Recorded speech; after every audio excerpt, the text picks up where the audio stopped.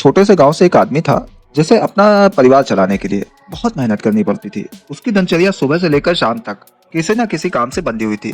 कभी वो खेतों में काम करता तो कभी शहर जाकर छोटे मोटे काम करता। लेकिन फिर उसने कुछ ऐसा पाया जो उसकी पूरी जिंदगी बदलने वाला था। उसने सुना था कि आजकल लोग घर बैठे लाखों रुपए कमा रहे हैं बिना किसी बड़ी मेहनत के, और वो भी इंटरनेट के माध्यम से। हैरान कर देने वाली बात थी ये, लेकिन जब उसने विस्तार से जाना तो उसे पता चला कि ये सब कुछ एफिलिएट मार्केटिंग के बारे में था। क्या आपने कभी सुना है एफिलिएट मार्केटिंग के बारे में? अगर नहीं तो आप ध्यान से सुनिए, क्योंकि आज मैं आपको बताने वाला हूँ कि कैसे आप 2025 में एफिलिएट मार्केटिंग से कमाई कर सकते हैं बिना किसी बड़े निवेश के, बिना किसी शारीरिक मेहनत के।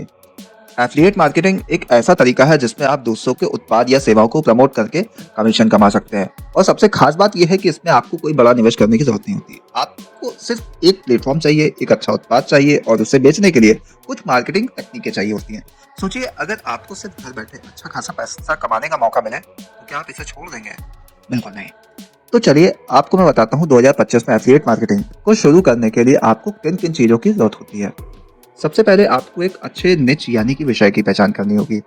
ये कोई भी विषय हो सकता है जिसे आप पसंद करते हो या जिसमें आपकी रुचि हो, जैसे कि technology, fitness, health, beauty, travel या फिर किसी और विषय पर। आपके पास जितनी ज़्यादा जानकारी होगी, पैशन होगा, उतना ही ज़्यादा लोग आपकी सलाह पर ध्यान देंगे। अब सवाल यह है कि आप इस प्रक्रिया को कैसे शुरू करें। सबसे पहले आपको एक यूट्यूब चैनल या ब्लॉग बनाना होगा। यहाँ पर आपको अपनी रुचियों के अनुसार कंटेंट क्रिएट करना होगा। अगर आप यूट्यूब पर हैं तो वीडियो बनाकर उन उत्पादों को प्रमोट करें जिनका आप प्रमोशन करना चाहते हैं।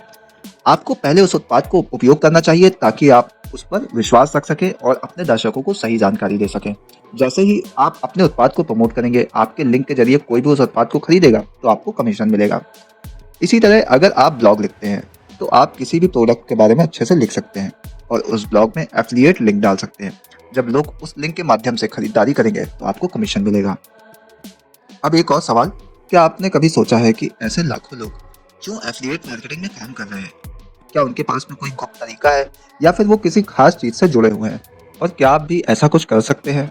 ये सिर्फ एक तरीका नहीं है जिसे सही से अपनाना पड़ता है। शुरुआत में आपको मेहनत करने की जरूरत है, लेकिन जैसे जैसे आपके पास में अनुभव और फॉलोअर्स बढ़ते जाएंगे, आपकी कमाई भी बढ़ने लगेगी।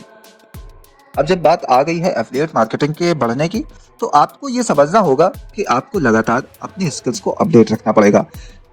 मार्केटिंग की दुनिया बदल रही है, नई नई तकनीकें आ गई हैं और आपको इन बदलावों के साथ साथ खुद को अपडेट रखना पड़ेगा। क्या आपने कभी सुना है कि सोशल मीडिया का एफिलिएट मार्केटिंग में कितना बड़ा हाथ होता है? सोशल मीडिया के प्लेटफॉर्म जैसे कि फेसबुक, इंस्टा, ट्विटर, लिंक्डइन, ये सभी एफिलिएट मार्केटिंग को प्रमोट करने के शानदार तरीके हैं।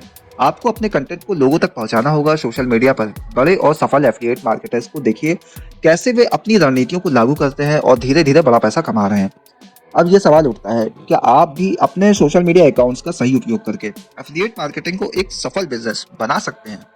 क्या आप फेसबुक और इंस्टाग्राम पर ऐसे लोग नहीं देखते जो अपनी पोस्ट के जरिए लाखों रुपए कमा रहे हैं? सोचिए, अगर आप भी उस दिशा में काम करें तो आपकी जिंदगी बदल सकती है।